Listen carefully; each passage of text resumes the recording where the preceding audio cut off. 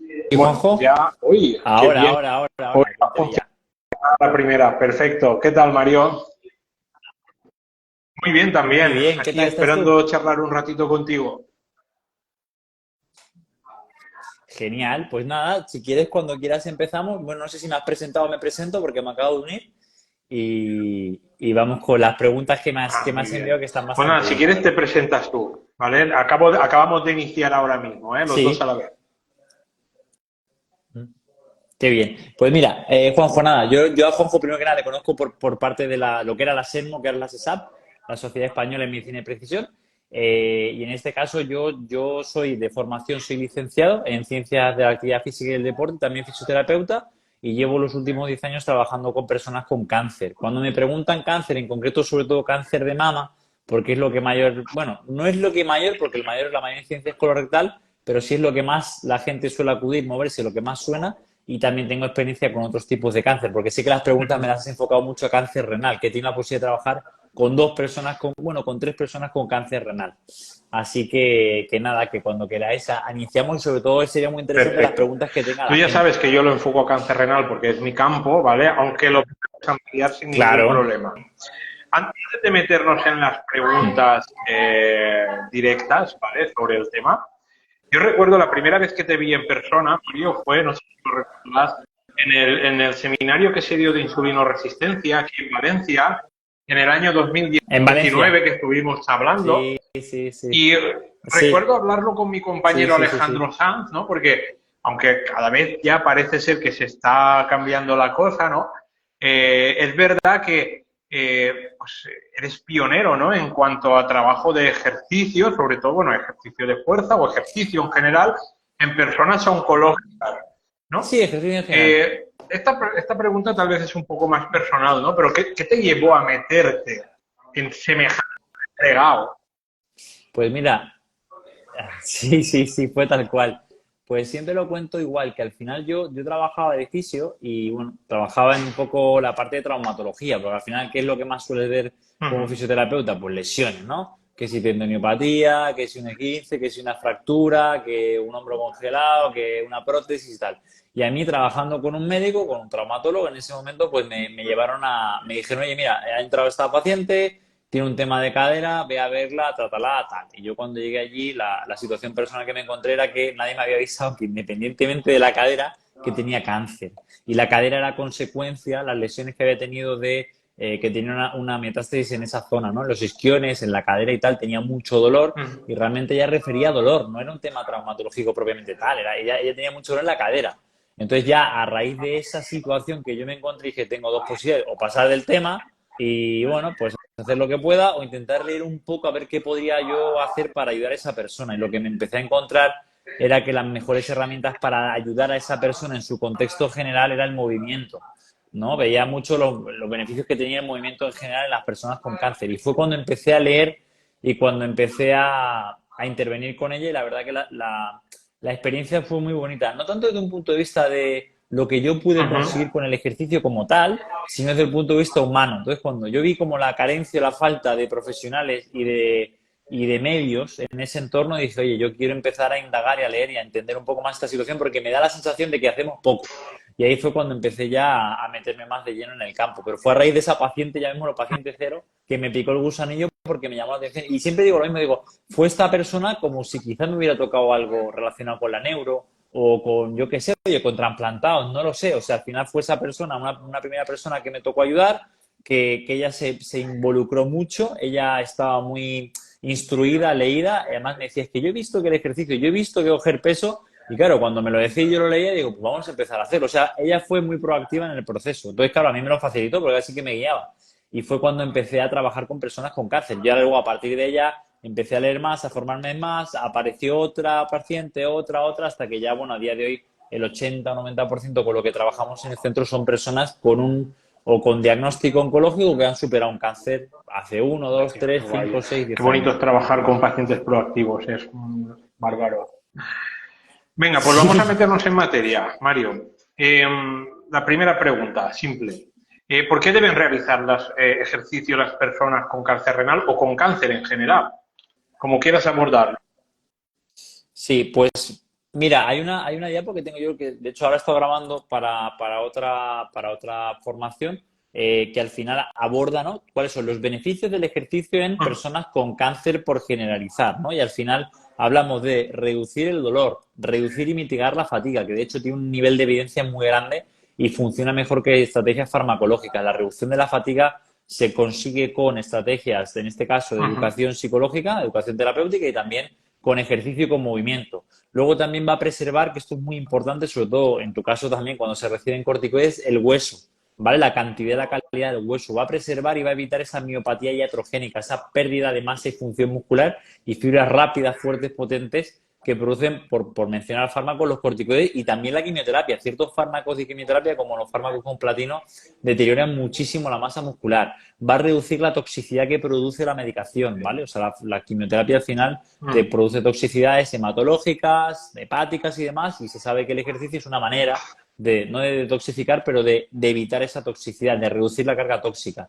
Va a aumentar la supervivencia. Hay muchos estudios que demuestran que los sujetos, sobre todo de cáncer colorectal y de mama, que tienen mayores niveles de actividad física, tienen un menor riesgo de mortalidad específica por cáncer, hasta un 40% menor en supervivientes, que no es una barbaridad. Y luego, por otra parte, que esto es muy interesante, va a ayudar va a ser coadyuvante de muchos fármacos y va a hacer que esto funcione mejor. Hay estudios, sobre todo con inmunoterapia, que ellos observan que los sujetos con una mejor condición física y con mayores niveles de masa muscular no saben muy bien por qué responden mejor a la inmunoterapia. Al igual que hay estudios que observan que ciertas personas con las que tienen la microbiota de tal manera o que tienen Ujú. una buena microbiota responden mejor a ciertos fármacos de inmunoterapia. Entonces, es muy importante mantener un buen estado de salud general, ya sea que tengas cáncer, que lo hayas tenido o que no tengas por ahora ningún Y diagnóstico. Eso es muy tanto que sí. importante. Siempre es una asignatura pendiente, ¿no? Yo no sé si ocurre también o ocurrió antaño, ¿no? Con los pacientes oncológicos, pero yo recuerdo, por ejemplo, con los pacientes trasplantados, tú fíjate que yo llevo ahora, Mucho. yo voy a cumplir este año 25 años de trasplante, o sea que es verdad que el campo ha evolucionado mucho, pero en mi caso yo recuerdo que incluso se prohibía el ejercicio por Sí, se contraindicaba. desconocimiento, por incluso se creía que podía ser hasta dañino, ¿no? Cuando ahora, hoy en día, se dice lo contrario, ¿no? No sé si esto también se aplica a los pacientes oncológicos. Sí, sí, sí. Sí, al final, o sea, te vas a seguir encontrando gente que lo contraindica o que lo limita, pero como dices, Juanjo, al final es por un desconocimiento de cuáles son los beneficios. Al final hay un estudio que está en JAMA, que es en población mayor, que habla y dice, ¿es ético no prescribir ejercicio físico al adulto mayor con todo lo que se sabe? Como haciendo una pregunta, ¿no? Como si es mala praxis profesional no recetarlo, no indicarlo o contraindicarlo. Y yo creo que al final con casi cualquier enfermedad crónica, sea del tipo que sea, hay un artículo que siempre lo cito que es de Ben Salting y Ben T. Ujú. Pedersen del 2015, que habla de cómo el ejercicio es medicina para 26 enfermedades crónicas y entran todas, incluso enfermedades mentales, ¿no? O neurodegenerativas, del aparato locomotor, bueno, de todo, autoinmunes, etcétera. Y al final yo creo que simplemente conociendo un poco los mecanismos por los cuales el movimiento y el ejercicio ayuda a mejorar la salud, casi que no debería haber duda de por qué es tan importante. De hecho, yo entré a la SESAP en este caso a través de Jorge, porque lo conocí, a través de Paula, la doctora Estrés, ¿no? Paula Martín Marfil, y ella me lo presentó a Jorge y hablando con él dije, jo, a pesar de ser médico, controla un montón de bioquímica y fisiología y le parece bastante lógico todo lo que le estoy explicando. O sea, como que dice, sí, sí lo entiendo, si es que es evidente, ¿no? Y me sorprendió mucho y es porque cuando tú quizá entiendes un poquito más la base de la fisiología del ejercicio y qué es lo que promueve, se te Claro. hace mucho más fácil entenderlo. ¿Por qué puede ser tan beneficioso en población especial, ¿no? En un diabético, en una persona con obesidad, en una persona con un trasplante y demás. Y yo creo que esa contraindicación simplemente nace del desconocimiento de por qué puede ser tan importante para la salud. Tú en tu caso más es súper interesante porque tú Sí, como sí. paciente lo has experimentado. O sea, al final tú entrenas y si no No, entrenases, no, te lo seguramente no aseguro, estarías ¿no? hablando de Y salud. solamente, a ver, evidentemente como trasplantado tú ya sabes que hay medicamentos que no podemos tocar, ¿no? Pero es que el resto los he eliminado absolutamente todos, ni hipertensión, ni ácido úrico, ni Claro. colesterol, bueno, asociado a problemas de ansiedad, depresión y tal. Y luego otro tipo de problemas que muchos de mis compañeros trasplantados sí que presentan como fatiga, debilidad, osteopenia, osteoporosis, Claro, eh, es que Y además es muy curioso, Juanjo, porque independientemente de la enfermedad que quieras hablar o de la situación personal de salud, esto siempre lo explico, que mañana me toca hablar con Cristina Mitre, que bueno, quiere que hablemos de enfermedades neurodegenerativas un poco. Si tú empiezas a leer, los mecanismos por los cuales te va a ayudar Sí, a sí, sí, mejorar sí. son todos comunes. Quiero decir, si tú eres capaz de controlar o reducir el estrés oxidativo, si tú eres capaz de reducir o mejorar la inflamación, si tú eres capaz de mejorar la función mitocondrial, al final vas a ayudar, tengas Parkinson, tengas Sí, cáncer, sí. si estés trasplantado, tengas lo que tengas. Es como diciendo, los beneficios son comunes, no Que los va, en puedes absoluto. aislar en Y paquetes. además, en personas con trasplante renal se produce algo que hoy en día aún sigue siendo un tabú, ¿vale? Que son las alteraciones hormonales que luego van a provocar una serie de síntomas, ¿no? Entre ellos disfunción eréctil, problemas sexuales, falta de líbido, etcétera, etcétera. No digo que el ejercicio lo solucione en el 100% de los casos, porque hay personas que realmente están muy tocadillas, ¿vale? Pero sí que lo mejora. Y luego, el otro día, hablando con la persona, con la doctora que lleva mi trasplante actualmente en el Hospital La Fe, que es la doctora Ramos Cebrián, me dijo que el Hospital La Fe ya estaba, bueno, que quería contar conmigo para empezar a poner en marcha un programa de ejercicios en personas con trasplante renal dentro del hospital, lo cual me parece ya un paso muy grande porque los anteriores doctores yo me he peleado porque yo hacía ejercicio y ellos me lo prohibían, ¿no? Me parece ya un avance. Claro. Es que al final, Juanjo, yo creo que en el sistema en general, sin generalizar, depende Sí, sí, sí, mucho sí, con sí. quién des, con qué persona des. Quiero decir, no es el sistema en sí, sino es la situación personal. Esto pasa, por ejemplo, Isaac Rojas me comentaba que ellos montaron, seguramente sea el primer gimnasio intrahospitalario allí en Tenerife, en Headspace, y él me decía, es que mira, había personas dentro del hospital que hacían triatlón, que tenían peso dentro de la dirección del hospital y les parecía completamente ético y coherente meter una parte de entrenamiento, de gimnasio, ¿no? Para gente de trauma o gente de enfermedades metabólicas. Entonces llevan mucho tiempo con ello.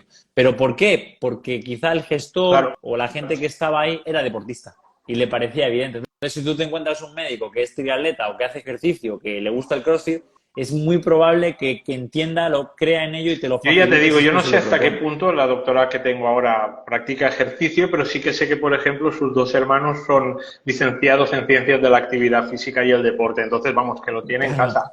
Y te iba a decir claro, y te iba a decir una Sí, cosa claro, más. claro, sí, sí. Incluso, fíjate, ella se ha dado cuenta a raíz de un caso que no tiene nada que ver, un paciente del doctor Antonio Hernández, ¿vale? Al cual lo trató, un Sí, paciente de Tony. trasplantado renal, al cual lo trató con terapia sustitutiva de testosterona, y me decía, Juanjo, le ha Ajá. cambiado la mentalidad, el físico, la analítica, todo. Yo le decía, ¿pero tú qué te esperabas? Claro, tienes que acompañarlo del estilo Ya. de vida correcto, Claro, claro, evidentemente, ¿no?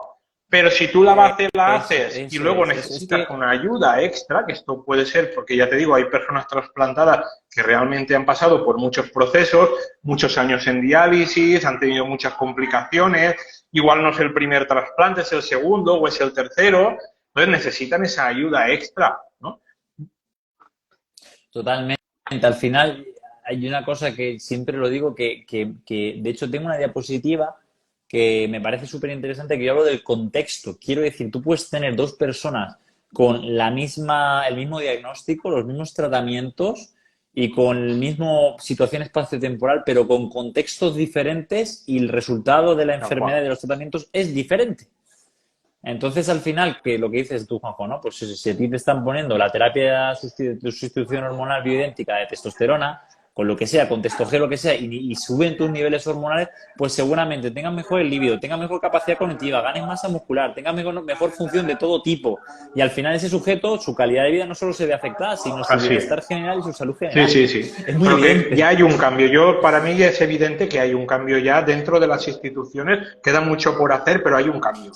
Sí, sí, además, ¿sabes qué ocurre? Que es mi sensación personal. Claro, yo estoy dentro del nicho y me dedico a ello. Y recibo todos los días llamadas de pacientes, pero mi percepción es que cada vez hay más gente más joven con diferentes tipos de enfermedades crónicas, del tipo que sea. Entonces, la propia sociedad va a hacer presión contra ellos si se empieza a enterar.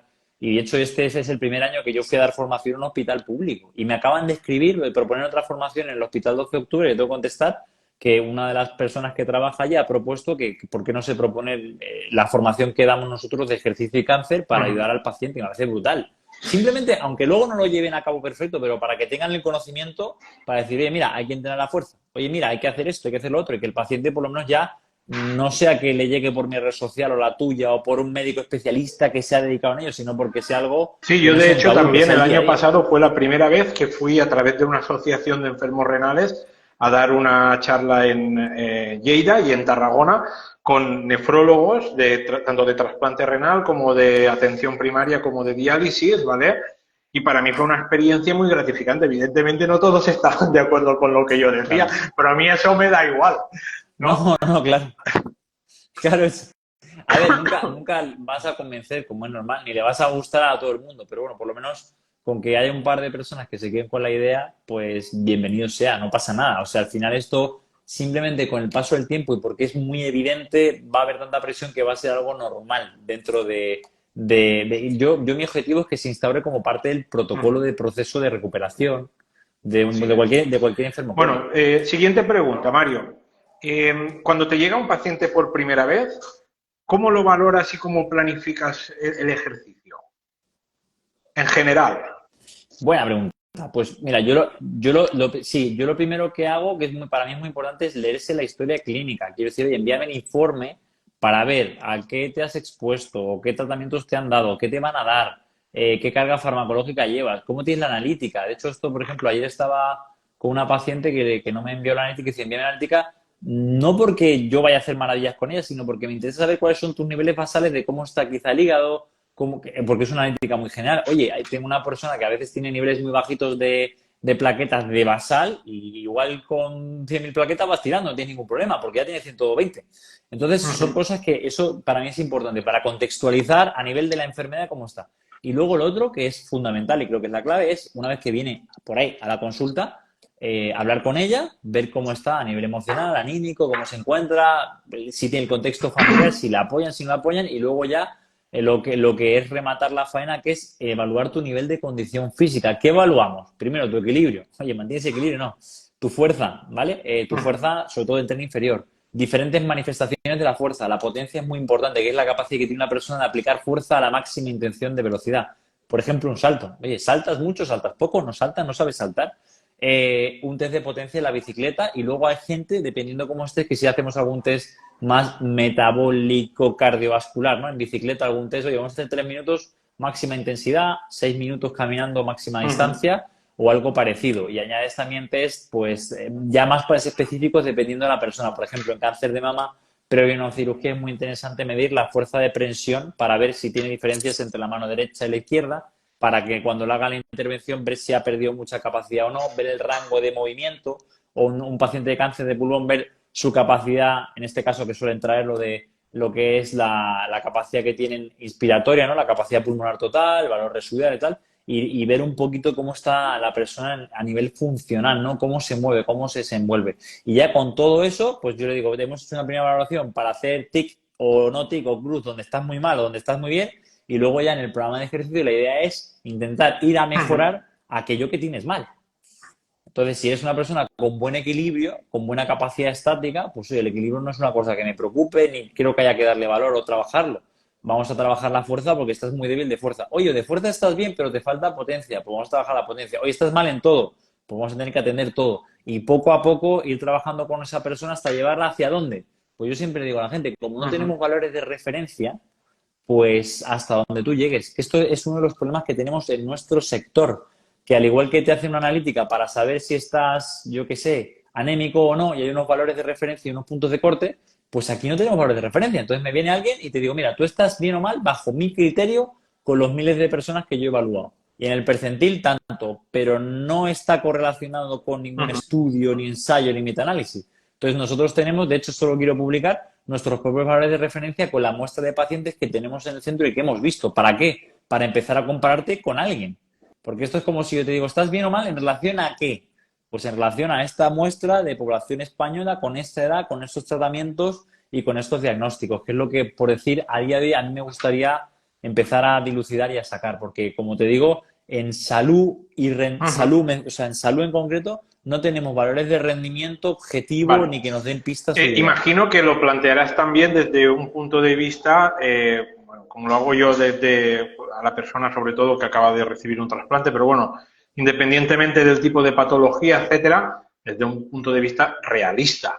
Porque yo he visto por ahí verdaderas barbaridades. No sé si... No, y además hay una frase que pongo siempre, Juanjo, y creo que es súper importante, y más si hablamos de trasplantados o personas con patología, que es tú vas a entrenar a la intensidad de la que tú te puedes recuperar. Y eso es muy tricky. ¿Por qué? Porque cuanto mayor nivel de funcionalidad tengas, más difícil es atajar eso. ¿Por qué? Porque tú, como deportista, si ya eres deportista, tienes un nivel de rendimiento alto, pero tu cuerpo y la medicación no te permite recuperarte de la misma manera. Entonces, seguramente que a ti puede que te haya pasado con algún paciente o alguna persona que asesores que ha hecho un entrenamiento, se encontraba fenomenal y a la semana o a los 2 días la analítica es un desastre. Te has pasado, has hecho esto, has hecho lo otro, te ingresan. Entonces, eso para mí, en mi experiencia, es lo más complicado. Es mucho más difícil trabajar con gente con un alto nivel de rendimiento que tiene un diagnóstico de la enfermedad y se enfrenta a los tratamientos porque no sabes cómo monitorizarle, tienes que ir conociéndole, que alguien que nunca ha hecho nada. Porque el que nunca ha hecho nada, en cuanto pedalea un poco la bici, se ahoga y para y su propio sistema le detiene antes de que se pueda generar un daño mayor por dentro.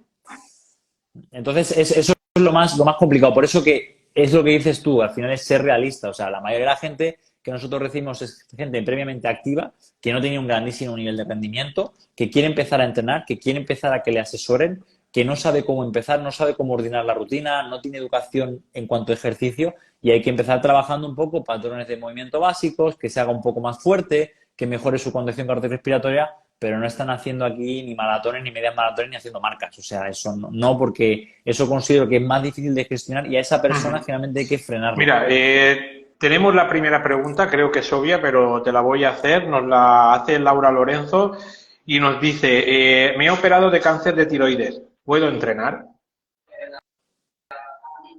Sí, puede entrenar. Sí, puede. Sí, al final es lo que estábamos hablando antes, Juanjo, que no hay... Mira, esto me pasó el año, en el 21, creo que fue, septiembre, que fui a dar una charla para GETNE, que es el grupo español de pacientes con tumores o sea, el grupo español de trabajo de tumores neuroendocrinos.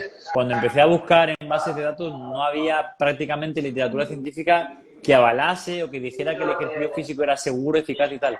Pero por plausibilidad biológica, ¿qué vas a hacer? ¿Negarles el movimiento? ¿Encamarles? No tiene sentido. Ahora, ¿qué vamos a hacer? Vamos a intentar entrenar con mayor seguridad y criterio dentro de nuestro conocimiento, nuestra práctica clínica. Entonces, que es que de hecho muchas veces a ti te habrá pasado, esto yo hablo con Jorge, ¿no? Cuando te enfrentas a casos nuevos, como por ejemplo la situación del COVID, no se sabía qué hacer con ellos, pero algo hay que hacer. No les vas a dejar ahí inflamados y que se mueran por autoinmunidad o por la tormenta de citoquinas. Algo habrá que dar. Y lo que proponía Jorge en su momento, al final fue lo que se publicó que se tenía que utilizar para este tipo de pacientes. Entonces, claro, entonces yo digo, joder, pero ¿por qué él llegó a esa conclusión? Dice, porque tiene un conocimiento de la base que le permite llegar antes de que la ciencia lo avale.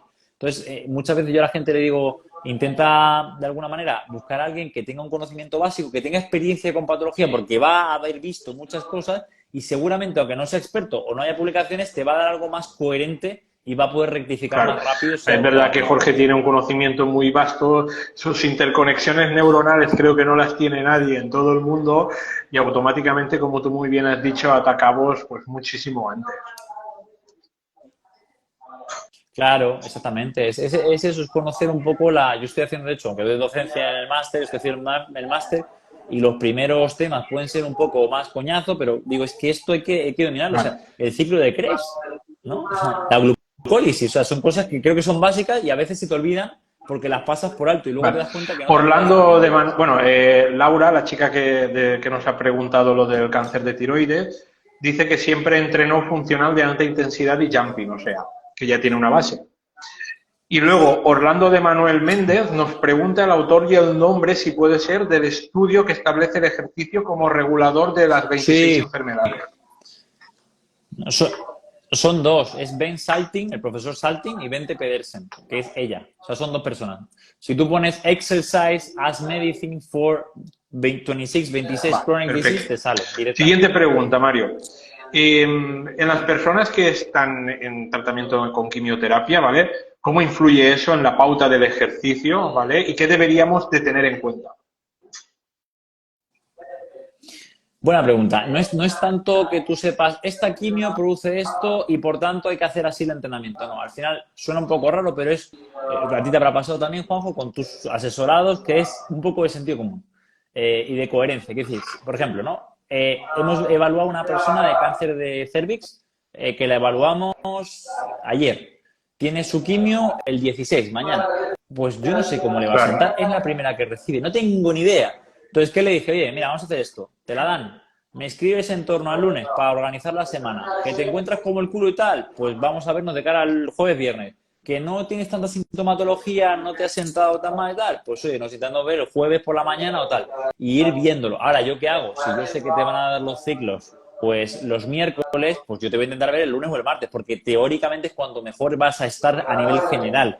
Y luego, a medida que van apareciendo efectos adversos, pues tú vas con coherencia intentando modular el ejercicio. Oye, que tienes una fatiga enorme, pues no te pongas a hacer series de alta intensidad ni un trabajo metabólico, pero si no lo tolera, baja la carga, aumenta los descansos, permite que la persona se mueva con menor fatiga, con más velocidad y vete modulando el ejercicio y las variables del ejercicio para que la persona lo pueda tolerar. Oye, que percibes dolor con un ejercicio, te exacerba el dolor, pues intenta adaptarlo, modificarlo, cambiarlo, pero no hay una pauta concreta que digas, con este régimen de quimio hay que entrenar así. No. Es más la sintomatología que percibe el paciente que lo que el esquema de quimio te diga cómo tienes que trabajar. Y seguro que con los trasplantados será parecido. Que al final hay gente que tiene mucha sintomatología y hay gente que no tiene tanta sintomatología. Hay gente que lleva más carga farmacológica, hay gente que sí, lleva cada menos carga persona farmacológica. responde de una manera al ejercicio, cada persona responde de una manera diferente a la misma dosis de fármaco, entonces tienes que ir viendo también cómo te va respondiendo la persona y ir regulando. De hecho, para mí es un proceso de conocimiento, tanto por parte de la persona como por parte del profesional. Es de autoconocimiento, pero es que es así, porque de hecho esto siempre lo hablo, de que para mí una de las claves, pero no sabemos cómo hacerlo y es muy difícil, es monitorizar qué nivel de fatiga te está produciendo el entrenamiento que te Desde un produzco yo. punto de O sea, al vista final, yo lo que quiero subjetivo, es que hablamos. tú mejores. Sí, lo ideal sería poder monitorizarlo desde un punto de vista objetivo. De decir, yo planteo este entrenamiento que produce una carga fisiológica interna, obtengo estas respuestas tanto en fatiga como en beneficio, e ir cuantificando objetivamente eso. ¿Qué pasa? Que es dificilísimo. Entonces, al final, cuanto más conocimiento y expertise tenga y más ojo clínico, más vas llevando a la persona a un punto mejor. Tú lo percibes, tú lo ves. Sé que es difícil porque hay variables como la variable de la frecuencia cardíaca, como la velocidad de ejecución con una carga, que tú puedes ir traqueando y midiendo, o simplemente la frecuencia cardíaca basal. O sea, yo tengo pacientes que, por ejemplo, le dan el ciclo de quimio y la frecuencia cardíaca de base, ¡pum!, se va a 20 latidos por encima durante una semana. Y qué curioso que cuando esa frecuencia se normalice y vuelva a la basal que tenía antes, es cuando menos fatiga tiene y mejor entrenar.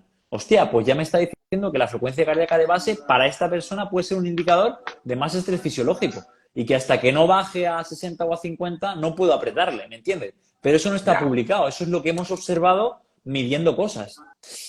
Y es mi experiencia, pero es la única manera que tengo de más o menos darle coherencia y sentido de una manera un poco más objetiva a lo que hacemos en la sala. Entiendo por lo que hemos estado hablando hasta ahora, Mario, que evidentemente tú primero haces una valoración del paciente y viendo, digamos, de qué pie cojea, vamos a llamarlo así, o qué fallos tienes, ¿vale? Sí, Pues a partir de ahí le potencias esa parte más débil. En- claro, yo a la gente le digo, esto es como si tuvieras una especie de, bueno, cuadrado o Ajá. círculo con habilidades básicas y dices, oye, tiene bajo el equilibrio, pues ahí habrá que trabajar esto. La potencia del tren inferior es que es bajísima, hay que trabajarlo. La fuerza es muy baja, hay que mejorarla. La capacidad metabólica, todo el mundo viene fatal, habrá que trabajarla y vas intentando elevar todas, que algunas tienen no prioridad, Esa pero era la algunas van pregunta, antes que sí. otras. Quiero decir, ¿Cuál meterías, a cuál le das tú si más tú no tienes importancia? a la fuerza, porque la fuerza es la capacidad básica Vale, fundamental de la cual derivan el resto. Si tú no eres capaz de levantarte ya. de la silla, muy difícilmente vas a saltar. Evidente. Si tú no eres capaz de levantarte de la silla o subir escaleras, muy difícil vas a poder llevar un ritmo de marcha adecuado. Si tú no eres capaz de mantener el equilibrio monopodal por fuerza, muy difícilmente vas a tener equilibrio. Entonces, para mí, la fuerza es la capacidad fundamental básica de la cual derivan las demás. Y esto hay varios autores, por ejemplo, el fútbol Ujú. profesional Julio Tous, que lo comentan y tiene una gráfica muy bonita que yo lo pongo en los cursos de fuerza, que mañana tengo que dar una formación de eso, para la Comunidad Valenciana, donde se ve la fuerza y a partir de ahí aparecen el Ajá. resto de capacidades. Entonces, para mí la fuerza es la capacidad básica, tanto en rendimiento como en salud, sobre la cual se sustentan las demás. Y generalmente sí que Sí. es verdad que es muy heterogéneo. Quiero decir, ves gente que tiene un nivel de fuerza más o menos para un usuario de gimnasio o activo que no está tan mal, pero cuando le pones a aplicar más fuerza en algún aparato va débil. Gente que salta mucho pero luego es débil con carga externa. O sea, ahí sí que ya hay matices. Pero la fuerza como capacidad básica es seguramente la Vale, primera por vale, ok. delante del resto. Mira, antes habíamos hablado, ¿vale?, por el hecho de que hace tiempo pues, se prohibía el ejercicio en esta población, probablemente por ignorancia, ¿no? Entonces, para aquellas personas que no saben hasta dónde pueden pautar ejercicio en personas oncológicas, ¿no? ¿Qué líneas rojas no deberíamos atravesar a la hora de pautar ejercicio en estas personas? Rojas, rojas. Sí, mira, ahí hay un artículo, una carta al editor que está en Lancet, que es muy interesante, que habla el ejercicio físico en el continuum de la enfermedad y habla de una serie de red flags, ¿no? De banderas rojas que habría que evitar incorporar el ejercicio o habría que detenerlo. Y realmente no son, o sea, no son particulares de un paciente oncológico, si son genéricas, quiero decir. Por ejemplo, lo pone en el informe de todo paciente. Si usted tiene fiebre o más de 38, acuda a urgencia. Entonces, si la persona tiene la temperatura alterada, pues evidentemente tiene que ir a urgencia porque puede estar desarrollando una fiebre neutropénica, un proceso infeccioso o algo. Entonces, esa es una red flag de decir, oye, hay que detener la actividad y usted tiene que acudir al médico, a urgencias. Otra es si tiene signos o síntomas de infarto agudo de miocardio. ¿Vale? Pues dolor precordial, irradiación hacia la mandíbula, brazo izquierdo tal, también hay que detenerlo por una posible angina de pecho, un trombo o alguna isquemia o lo que sea. Luego otra que viene en el artículo es una saturación por debajo de 88%. También hay que monitorizar. Yo me he encontrado personas que saturan ya a esa saturación y que curiosamente ellos están estables porque se han acomodado a esa saturación y cuando tú haces ejercicio la saturación aumenta. Qué ¿Vale? Por tanto, que casualidad, no qué es casualidad. red flag como tal, pero claro, no es red flag como tal, pero bueno, hay que tenerla en consideración porque es importante y nosotros por eso tenemos el manguito de la tensión arterial, esto. Luego, tú lo sabes muy bien, Juanjo, la tensión arterial.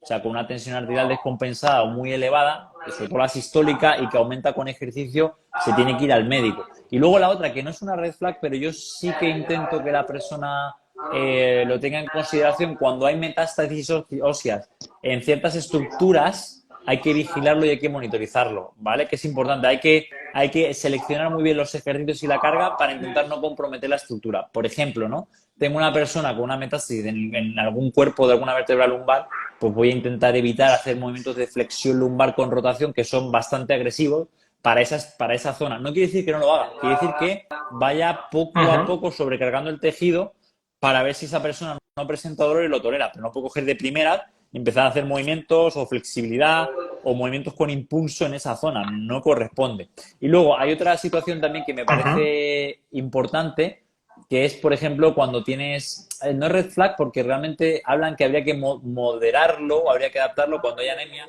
cuando hay neutropenia o cuando hay, en este caso, trombocitopenia. Se puede entrenar, pero siempre bajo supervisión, teniendo en cuenta y adaptando según el sujeto. Por ejemplo, en trombocitopenia, ¿vale? Con plaquetas bajas te dicen evita cortarte, evita golpearte o evita los saltos. En neutropenia evita sitios donde pueda haber infecciones, donde haya mucha gente, donde evidentemente te puedas coger algo. Y en el caso de anemia, modera la intensidad, a excepción de que tengas, evidente, una hemoglobina de 7 u 8 que te dicen vete al médico porque igual hay que transfundir, ¿no? Hay que hacer una transfusión o hacer algo. Pero más allá de eso, no hay ninguna contraindicación absoluta. Yo siempre digo con coherencia y con lógica. No vas a poner a una persona, pues eso, con cáncer a hacer algo Claro, que ni siquiera claro. hacía Yo, por síntomas. ejemplo, esta última que has dicho, ¿no? El tema de la anemia, que sabes que es muy prevalente en las personas renales, ¿no? Con enfermedad renal, sí que me fijo mucho en las recuperaciones, ¿no? En cómo recuperan de una sesión a otra, ¿no? Porque eso, aparte La de otra. valorar con una analítica inicial, que eso siempre me da una pista de por dónde van los tiros, ¿no? Sí que es verdad que valoro mucho las recuperaciones entre sesión y sesión de entrenamiento, porque eso me da pistas de si realmente esa persona puede ser la anemia o pueden ser realmente otros motivos, no tiene por qué ser únicamente la anemia, ¿no? Pero para mí sí que es una línea roja Claro, la claro. no recuperación entre sesión y sesión. Sí, además, generalmente la persona lo percibe. O sea, a mí personalmente, no hablando de mí, ¿no? Cuando tú entrenas, tú te das cuenta. Tú, entonces, cuando haces una serie o dos, te dices, hoy no estoy, o hoy estoy. Y el paciente igual, el paciente, tú con tu ojo clínico por fuera, tú lo ves, cómo viene, cómo se mueve. Y además luego le preguntas, por ejemplo, hoy, ¿no? Con una paciente, le digo, ¿vienes con menos dolor? Y dice, ¿cómo lo sabes? Dice, es que te voy a pegar con más alegría. Veo que la diferencia entre piernas, que tiene una dismetría generalmente importante, no la tienes. Veo que vas a más vatios de lo que sueles calentar. Y esos son datos de que te has recuperado bien o no percibes dolor o te encuentras bien, ¿no? Y al final, creo que es lo que es la frase que te he dicho antes, que vas a internar a la intensidad a la que te puedas recuperar. Y de hecho, en personas con enfermedades crónicas, lo has comentado con el tema de la terapia de reemplazo hormonal, sustitutiva bioidéntica, es fundamental dar soporte y ayuda a todos los procesos de recuperación. Mejora de la calidad del sueño, mejora de la nutrición celular, mejora de todo esto, porque te va a permitir que te puedas dar más caña o apretar de cara al proceso de entrenamiento. Porque si no te recuperas, es una persona que no duerme, una persona que está con una carga farmacológica enorme, una persona que tiene disautonomía, una persona que no está nutrida. ¿Cómo va a entrenar? Estuve en marzo en el Congreso de la Sociedad Valenciana de Nefrología y luego fuera del Congreso, ¿no? Hablando con diferentes nefrólogos, me decían, hostia, Juanjo, pues te tienes que pegar mucha caña tú entrenando. Y digo, no, sinceramente no. He llegado, como tú muy bien has dicho, he llegado a optimizarlo tanto que yo entreno 2 veces por semana fuerza, no más, ¿vale? No entreno más. Es que es así. Nunca, jamás entreno al 100%. Nunca, ni el día que más motivado estoy. Es que mira, acabo de subir, Juanjo, un reel. Lo compartiré ahora cuando terminemos la entrevista. Yo no me había caído bien, que es no confundir el fitness cardiorrespiratorio con el fitness metabólico. Y suena un poco raro lo que te voy a decir, pero a veces entrenando era como la frase de train low, compete high, ¿no? En cuanto a los carbohidratos, de a veces tú entrenando a una moderada baja intensidad, seguramente vas a mejorar mucho más tu proceso metabólico, tu mitocondria y tu funcionalidad que pegándote series locas sacando la lengua y taquicardizando, porque no te lleva a nada. Y con el entrenamiento de fuerza, entrenando con una intensidad, o sea, una carga no tan alta, con una alta intención de velocidad y con poca fatiga, o sea, dándote mucho tiempo de recuperación y no llegando al fallo muscular, vas a mejorar más la fuerza. Entonces, sé que suena raro porque son dos polos que te estoy diciendo.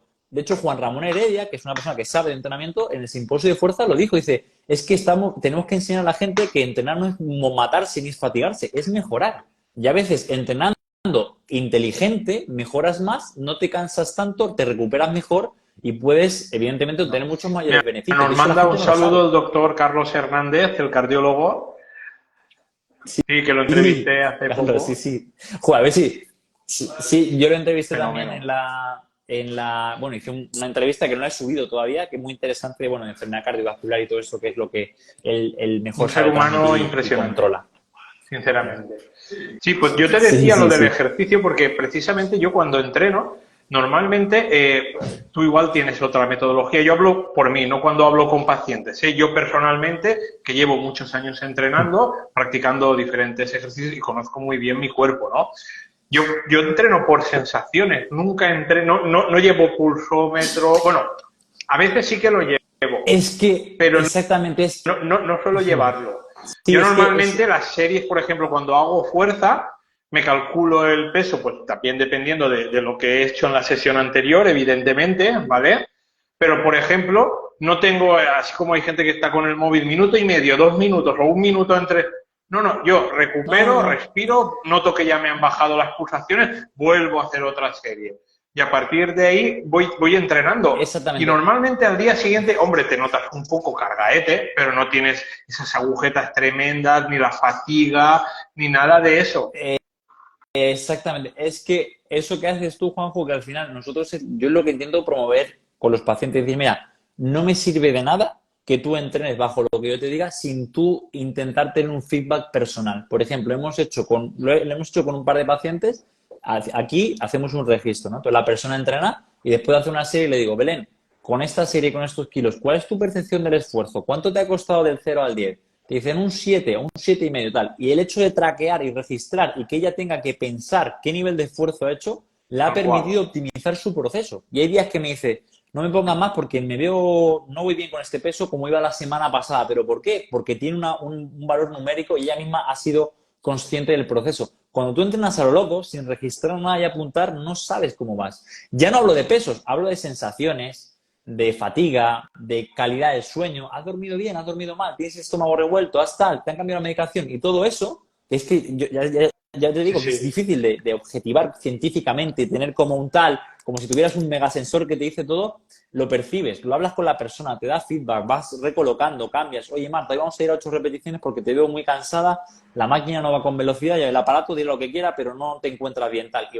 Y vas autogestionando el Y entrenamiento. Eso tanto, es yo súper recuerdo, por importante. ejemplo, antes cuando entrenaba, por lo que tú has dicho anteriormente de que se alteraban las analíticas, cuando no sabía entrenar, automáticamente tú vas a hacerte una analítica 2 días después, tú ya Desastre. sabes que normalmente la creatinina sube 2, 3 décimas, 4 décimas, la urea también sube y algún otro, bueno, y la CPK ni te cuento, ¿no? Ahí ni te Marcadores, los cuento, de pecar, ¿no? sí. Entonces, automáticamente el doctor ya se cree que del riñón te puede llevar a muchos problemas, ¿vale? Porque si tú, claro, Claro, claro, te la falsea. De dime, hecho, otra cosa que no he dicho, Juanjo, siempre nosotros 48 horas antes de una analítica o de un PET-TAC evitamos el ejercicio físico de alta intensidad o el ejercicio físico. Quiere decir, oye, que no quiere decir que estés postrado en la cama, quiere decir que haz tu vida normal, pero esas 48 horas no te entrenes, porque puedes alterar valores analíticos que al médico, que no tiene conocimiento quizá, o sí, sus sí, valores de sí, referencia estoy de son diferentes, te acuerdo, altera. Porque, totalmente. por ejemplo, los valores de referencia de CPK en Sí, deportistas sí, sí, y profesionales son tanto. diferentes. Yo he Son trabajado en diferentes. equipos de fútbol semiprofesionales, yo he visto CPK de hasta 20.000, ¿eh? Y luego hablando con el Sí, sí, doctor sí, sí. Candel, Sí, que sí, lo sí, tenemos sí. aquí cerca justo, que es el de la selección, el que estuvo en la selección española y en el Valencia Club de Fútbol, él me decía que había visto incluso más elevados, que no me preocupara. Simplemente estaba el jugador sobreentrenado, Es, normalmente era en pretemporada, son jugadores que se han pegado unas mega vacaciones y luego del una el paliza. entrenamiento no lo Claro, asimilan bien. exactamente. Pero por eso te digo que él no se asusta porque dice, bueno, esto lo he visto y en este contexto de situación no es para preocuparse. Ahora, un enfermo renal quizá te altera y te Sí, preocupa porque sí, y no puede solo ser eso, del sino que riñón. automáticamente ya no es porque pueda ser del riñón, es que automáticamente la primera prueba para descartar suele ser la biopsia, con todo lo que conlleva, ¿vale? Claro, Entonces claro, tienes claro, que claro. tenerlo muy claro. Sí, sí, Es invasivo al yo a mis final. pacientes sí que les recomiendo no hacer ejercicio el día de antes de la analítica, que luego, Sí. mira, te voy a decir una cosa, y esto es un tema, es una, ¿cómo te diría yo? Un pequeño conflicto, ¿no? Hablándolo con un compañero también fisioterapeuta trasplantado que estuvo hace poco compitiendo en los Juegos Mundiales en Australia de trasplantados, él me decía, pero Juanjo, ¿no crees que estar 48 horas sin hacer ejercicio de alta intensidad antes de la analítica falsea la analítica para los que realizamos ejercicio de alta intensidad? Digo, hostia, pues no me lo había planteado, Ejercicio. pero sí que tienes razón. Para la mayoría de pacientes Claro. no, pero para los que somos Sí, jóvenes y practicamos ejercicio de alta intensidad, sí. claro. Claro, lo suyo es que Claro. siempre tengas No, el pero mismo más que patrón. nada por valorar también nuestra respuesta al ejercicio, Mario, me refería. Claro, claro. De hecho, de las diapos que tengo, hay una que es súper interesante, que lo que pasa es que es difícil de comprender porque yo digo, ¿qué sería lo ideal en un mundo ideal futuro? Que es que tú Ya. puedas estar monitorizando en tiempo real lo que está ocurriendo a nivel, vamos a decir, del ejercicio que estás aplicando con variables fisiológicas. Quiero decir, oye, ¿cómo responde la CPK? 6 a las 3 Llegará, horas, a eso las 6 a llegará. las 12 y a las 24 con estas tres series de 400 metros. Ah, pues resulta que mi cuerpo responde bien, no se eleva, o al contrario, me pega un picazo que esto me ha pasado. Vale, y ir viendo que quizá esa dosis de ejercicio, a medida que pasan los meses, tu respuesta por dentro es diferente y va mejorando. Y cada vez liberas menos CPK, cada vez te recuperas mejor, cada vez te produce menos fatiga, que eso es lo que a mí me encantaría porque seríamos más precisos en la prescripción del ejercicio. Pero como el sistema es tan caótico y ocurren tantas cosas a la vez cuando tú aplicas ejercicio, es muy difícil medir. Por eso las sensaciones de la persona, sobre todo si entrena y se No, no, para conoce, nada, en no hay que absoluto, para subestimarlas. nada. Bueno, Mario, voy a hacerte ya la última pregunta, no voy a robarte ya más tiempo. Así que, Perfecto, bueno, hablando de ejercicio de Juanjo. alta intensidad, ¿vale? Que justamente, sí, sí, Esta creo es, que es esta es un mito a buena. romper, Sí, ahora me lo sí. dirás tú, pero sabes que en numerosas Sí. ocasiones el ejercicio intenso se ha dicho que puede incluso generar inmunosupresión, ¿vale? Esto trasládalo a pacientes oncológicos y en mi caso trasládalo a pacientes trasplantados, ¿no? Imagina, claro. Eso Eso, mira, te la contesto. Eso realmente es un mito. Hay varios artículos de Campbell y Turner del 2019, están en Nature, Review Immunology, y el otro no recuerdo la revista, son 2 o 3 que comentan que esto es mentira y que de hecho el ejercicio físico, también hay que ver la población celular, no es lo mismo un basófilo que un eosinófilo, que una natural killer, que un neutrófilo, pero todas con el ejercicio físico de manera crónica beneficia y potencia el sistema inmune, mejora la inmunosenescencia, mejora incluso la reacción a las vacunas, potencia e incluso en cáncer se ha visto que activa el sistema inmune y reconoce al tumor, ¿vale? Entonces, son todo beneficios. Ahora, ¿qué ocurre? Que lo comentan en el artículo. Lo que pasa es que cuando han analizado estudios en gente, sobre todo, que hace una gran cantidad de ejercicio, generalmente de resistencia, tipo maratones, carreras populares, lo que se observa es que el sistema inmune se redistribuye hacia los sitios donde puede aparecer un patógeno. Entiendas esto, las mucosas, pulmones, el Muy tracto, interesante. ¿vale? Entonces, al final, cuando tú haces una analítica en sangre periférica, la población se ve disminuida y dice, hostia, le ha bajado el sistema inmune, pero no es porque tenga menos recuentos, sino porque se ha redistribuido preparándose para la situación. Y que no hay reportados casos de mayor cantidad de enfermos por el ejercicio físico intenso en este caso, sino que son signos de irritación de la faringe, irritación de las mucosas por el respirar y tal, pero que no está realmente cuantificado y medido. ¿Vale? Ahora bien, creo yo que no es tanto el ejercicio físico intenso propiamente tal lo que puede generar no una inmunosupresión, sino que no te recuperes, sino que realmente no estés preparado para esa dosis de ejercicio. ¿Vale? Pero ya te digo, todos los estudios que hay, incluso con Alejandro Lucía, los que están haciendo hace poquito en personas en tratamiento y en niños, en el niño Jesús, lo que ellos observan es que con una dosis de ejercicio intensa, las natural killers responden de manera inmediata, que son una línea celular muy importante de nuestro sistema inmune. O sea que realmente es al contrario. Y si lees los artículos, que yo tengo alguna infografía de eso, lo compartiré si no en historias para que la gente lo vea, es lo contrario. El ejercicio físico va a potenciar Así la es, acción de del hecho, sistema inmune. en personas con trasplante se ha demostrado que las personas que realizan el HIIT, ¿vale? Un programa de HIIT de al menos 3 o 6 meses, reducen el riesgo de infecciones y reducen el riesgo de que esas infecciones sean graves. O sea que... Y no aumenta el riesgo de Es que rechazo, en por eso trasplante digo renal. claro, además el título es desbancando o desmitificando el mito de que el ejercicio de alta intensidad es inmunosupresor. Es debunking the myth of tal. O sea, que me parece que es importante porque es uno de los miedos que tiene la gente. No me voy a inmunodeprimir. Digo, no, al contrario, te va a potenciar. Ahora bien, no lo hagas en un entorno con más gente con infecciones, sin protegerte y a lo loco, y nútrete bien, pero que el ejercicio per se no es Otro mito que inmunosupresor. siempre se ha dicho, para terminar, el que va enlazado con el ejercicio, que sobre todo se ha utilizado como argumento para prohibirlo en personas con enfermedad renal o con trasplante renal, es el que el Claro. ejercicio era inflamatorio.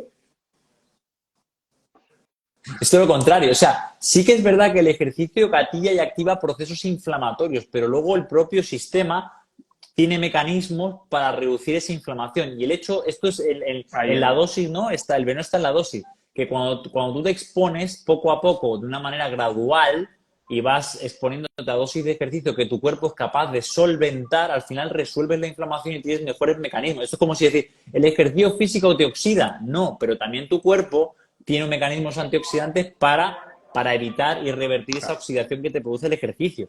¿Cuándo viene el problema? Cuando te pasas de dosis. O sea, cuando, por ejemplo, lo que has dicho tú, ¿no? Un futbolista, la pretemporada, no hace en el huevo durante las vacaciones, llega, se mete su dosis de doble sesión de entrenamiento, pues claro, si se ha inflamado y se ve la interleuquina por las nubes, la CPK y se ve todo, pero porque se ha metido una carga de ejercicio que no le corresponde. Entonces se inflama y le puede generar, pues sí, cierto problema o adaptarse más lentamente. Pero si tú gradualmente le vas dando la dosis óptima para que el cuerpo vaya aprendiendo a resolver esa situación, no hay ningún problema. Y es Así mejor es. porque lo prepara. Bueno, Mario, como resumen de la charla de hoy, ejercicio sí o sí. ¿Vale? Ejercicio, sí. Tanto en Sí o personas sí, eso es. oncológicas como en personas con trasplante. Claro, es en cualquier patología. O sea, lo que te decía, mañana me tocará hablar, que no es mi campo de especialidad, de enfermedades neurodegenerativas y revisando un poco la literatura que me pasó mi compañero que ha trabajado con neuro muchos años, vas leyendo y digo, pues es que todos son beneficios. O sea, va a mejorar la microbiota, va a mejorar la funcionalidad, va a mejorar a través de ciertas mioquinas como el BDNF, el factor neurotrófico del cerebro. O sea, es que son todos beneficios. Entonces, no sé, es ridículo negar el movimiento. Así que Bueno, sí, efectivamente. pues Mario, muchas gracias por habernos prestado tu tiempo, tu atención y por habernos brindado todo este conocimiento. Y nada, espero verte en persona en algún congreso Nos y vemos así pronto, poder Juanjo. charlar más íntimamente. Sí, y Juanjo, no, darte las gracias a ti por la labor que haces y sobre todo porque casos como el tuyo son muy importantes para que la gente crea. Cada vez hay Son muy más. importantes. Yo he aprendido, yo he aprendido mucho, siempre lo digo, no tanto de leer, sino de la experiencia práctica y pensando y hablando con los pacientes. ¿Cómo te encuentras? ¿Cómo tal, tal? Y preguntándole, ¿te va bien esto? ¿Te va bien lo otro? Tal. Intentando pensar, ¿no? Porque al final creo que yo podía aprender más, siempre lo digo, casi con 5 o 6 personas que me han dejado probar cosas que con otros 200 que, bueno, pues hemos entrenado un poco, pero eran reacios, no querían y al final, bueno, pues tampoco ves grandes cosas. O sea, que yo darte las gracias por esa labor divulgativa Así es, tuya, ¿no? Ya te porque digo, hace que cada vez sea. somos más. De hecho, mira, yo, por ejemplo, en el gimnasio donde yo voy a entrenar, bueno, que trabajé allí en las instalaciones, tengo un compañero que se llama Quique. Él, por ejemplo, le diagnosticaron leucemia y él nunca dejó de hacer deporte. Ahora está estupendo, ¿no? Claro, Lo siguiente, eso es. ¿no? Claro, y yo lo hablaba De a eso se veces trata. con él y él me De decía, eso se trata. Juanjo, sí, hombre, el tratamiento lo he notado, ¿cómo no lo voy No, a no, notar? no. Y bueno, se perdió toda la masa muscular, bueno, pese a todo, Sí, pese a pero te todo, ¿no? recuperas. Y me dice, imagínate si no hiciera, y digo, ya, me imagino que si no hubieras hecho esto hubiera sido un desastre. Así que, Sí, sí, muy sí. bien. Pues nada, Efectivamente, Mario, un Juanjo. abrazo y espero verte en Efectivamente. persona. Gracias. Hasta Claro que sí, Juanjo. Un luego. abrazo a ti. Chao, chao.